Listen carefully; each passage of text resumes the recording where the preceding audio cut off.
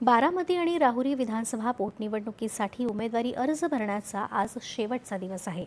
उपमुख्यमंत्री अजित पवार यांच्या निधनामुळे रिक्त झालेल्या बारामती विधानसभा पोटनिवडणुकीसाठी उपमुख्यमंत्री सुनेत्रा पवार आज उमेदवारी अर्ज दाखल करणार आहेत.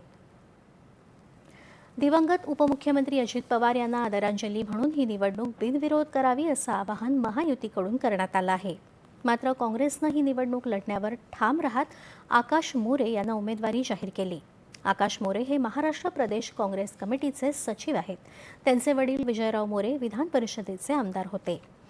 ओबीसी नेते लक्ष्मण हाके यांनी बारामती पोटनिवडणुकीतून माघार घेतली आहे.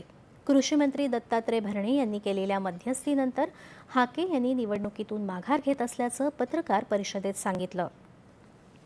शिवसेना उपाठा पक्षानं मात्र अद्याप आपली भूमिका जाहीर केलेली नाही. अजितदादा पवार यांना श्रद्धांजली म्हणून राष्ट्रवादी काँग्रेस शरद पवार पक्ष बारामती विधानसभेची निवडणूक लढवणार नाही असं पक्षाचे प्रदेशाध्यक्ष शशिकांत शिंदे यांनी सांगितलं आहे.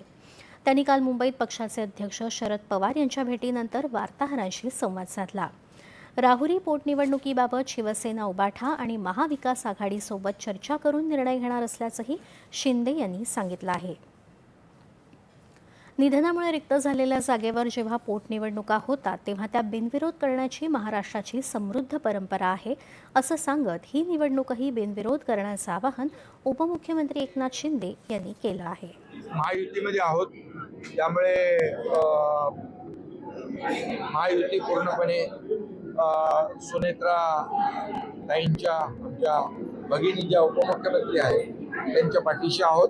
आणि महाराष्ट्राची एक परंपरा राहिलेली आहे की अशा प्रकारे जेव्हा पोटनिवडणूक होतात त्यावेळेस त्या बिनविरोध होतात.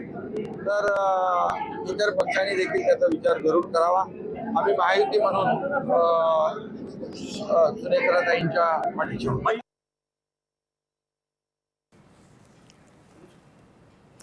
अहिल्यानगर जिल्ह्यातल्या राहुरी